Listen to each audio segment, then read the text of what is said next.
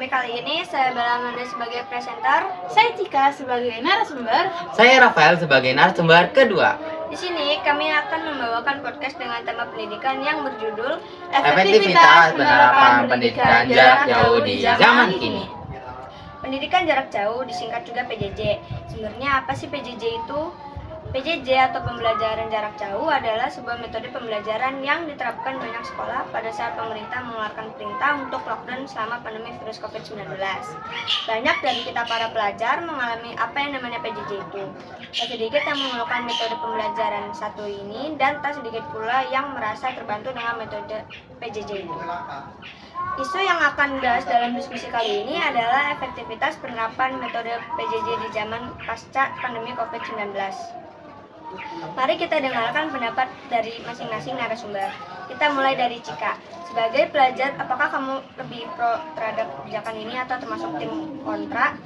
Saya termasuk tim pro. Kenapa? Karena menurut saya keputusan pemerintah mengenai pembelajaran jarak jauh selama pandemi COVID-19 sudah sangat tepat. PJJ sebagai strategi yang dilakukan untuk mengurangi penularan di area sekolah sangat efektif untuk menekan laju pertumbuhan virus COVID-19 yang bisa menyangkut siswa-siswa dengan imun yang lemah. Siswa tetap belajar seperti biasa. Absensi dilakukan dari rumah masing-masing, materi yang disampaikan guru juga sampai kepada siswa. Siswa juga masih bisa berinteraksi dengan guru-guru dan teman-teman lainnya. Bedanya dilakukan secara daring saja.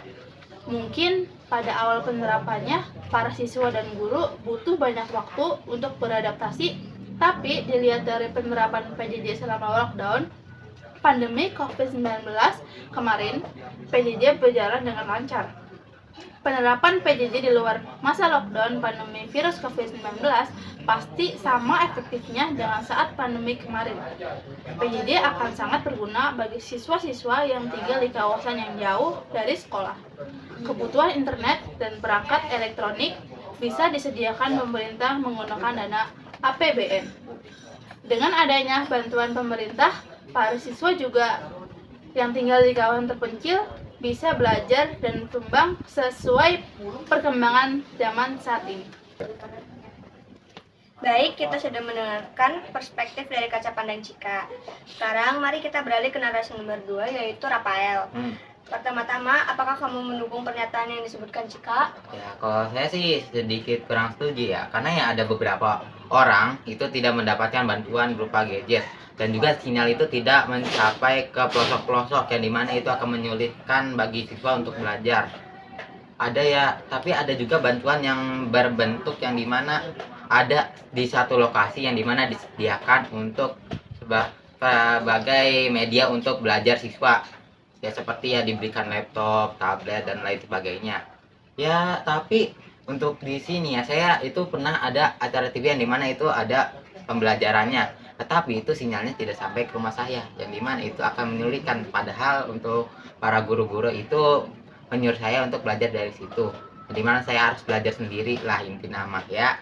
Tapi ya ada juga beberapa orang yang dimana itu harus membeli HP sendiri, yang dimana itu ya orang tua itu sedikit terbebani lah, yang dimana ya kekurangan ekonomi yang dimana karena adanya COVID-19 itu membuat lebih susah untuk mendapatkan uang, karena ya di rumah cuy itu kerja itu susah pakai masker kan ya, yang dimana itu akan membuat lebih susah, yang dimana itu juga orang tua ya ibu lah di rumah itu kan pekerjaan udah berat, yang dimana kalau misalnya ibu kerja ya siapa gitu udah beban lagi gitu kan, ada nyewa pembantu lah apalah ya. Kalau misalnya ibu di rumah itu akan membebani pikiran sang ibu, karena ya kalau saja ke sekolah itu akan membuat lebih ringan pekerjaan ibu rumah tangga, karena ya di sekolah gitu ya belajar gitu udah pasti yakin belajar.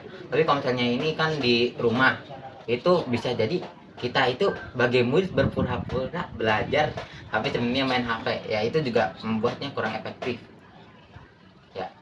Jadi ya kurang setuju aja gitu.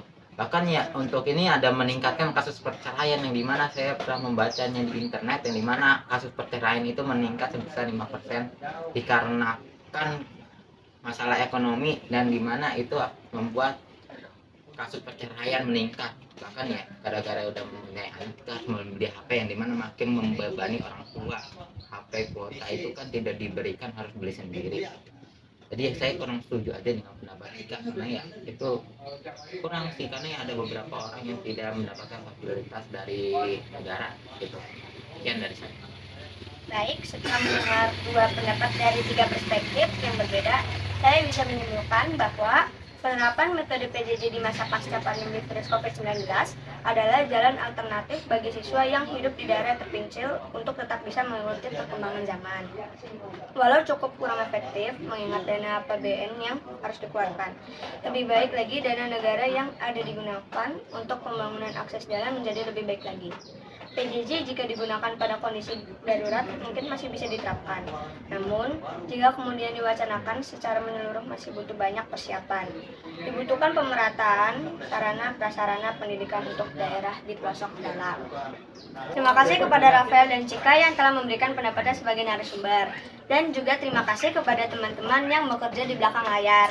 Kurang lebihnya mohon maaf jika terdapat kesalahan kata. Sekian dari kami. Wassalamualaikum warahmatullahi wabarakatuh.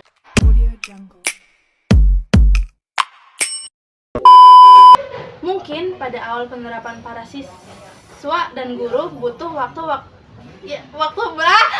Akbar, ini cukup banget gitu. Tapi Gue edit lah sesuai koma buat lu.